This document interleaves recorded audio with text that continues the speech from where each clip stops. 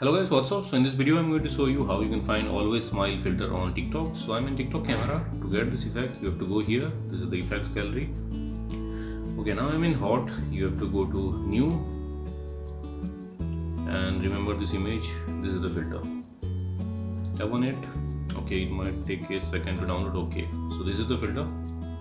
And if you are not finding the filter here, then you can go to discover and you can search for always smile.